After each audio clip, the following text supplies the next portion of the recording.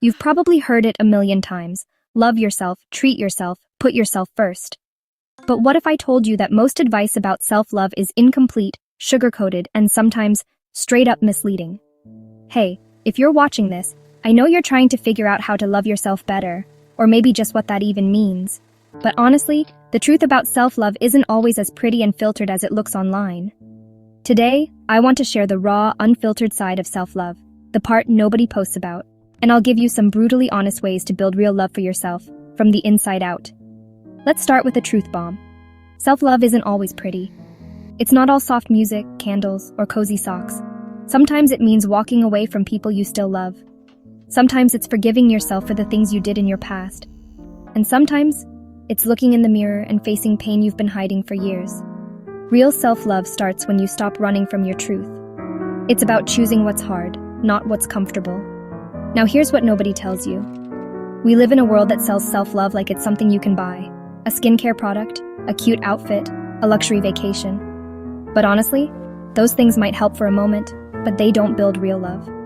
Because true self-love isn't built with pleasure, it's built with presence. It's about staying with yourself, even when it hurts, when you're scared, even when you feel like a mess. So what is self-love really? It isn't just positive affirmations or self-care days or reading healing books. Those help, but only if the foundation is there. True self-love is self-respect, saying no when you mean no, self-discipline, doing what's right for you, even when it's not fun, self-honesty, admitting your patterns, even the ugly ones, self-compassion, forgiving yourself when you fall short. It's knowing you're worthy, not because you're perfect, but because you're human. So how do you actually practice this? Here's what real self-love looks like. First, talk to yourself like someone you love. If you wouldn't say it to your best friend, don't say it to yourself. Listen to that inner voice. If it's harsh, train it to be kind. Try journaling and gently reframe those negative thoughts. Next, set boundaries without guilt. Self-love means protecting your energy. Stop over-explaining your no. You don't need to justify rest, distance, or your healing. Boundaries aren't rejection, they're protection. Take care of your body as an act of respect. Eat to nourish. Move to feel strong. Sleep to restore. It's not about punishment or perfection. It's honoring the only body you have. Let go of people who confuse love with control. Real love won't ask you to shrink. The right people will never make you feel small.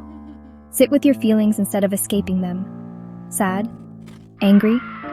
Ashamed? Feel it. Fully. Self-love means holding your own hand through the hard parts, not numbing them. Cry, scream, journal, let it out.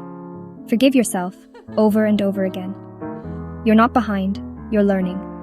You still deserve love, especially from yourself. Stop comparing your journey. Comparison steals your peace. Your path is unique.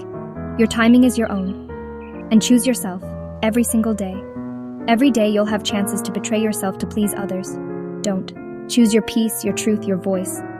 Let's talk about the hardest part, loneliness.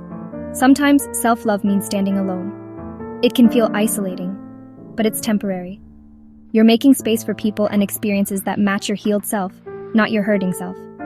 Here's what nobody tells you. Self-love doesn't always feel like love. Sometimes it feels like grief, loss, or discomfort. But that's still love, the highest kind. Because it's built on reality, not fantasy. And reality is where true healing lives. Now your turn. What would it look like to choose yourself today? What's one thing you can do to love yourself, without a mirror or a filter? Let me know in the comments. Let's make this a space for real love, the unglamorous, healing kind. And if this helped you, share it with someone who's ready to heal too. You are worthy. Not when you fix yourself, not when you glow up, not when others approve. You are worthy now. And that is the truth.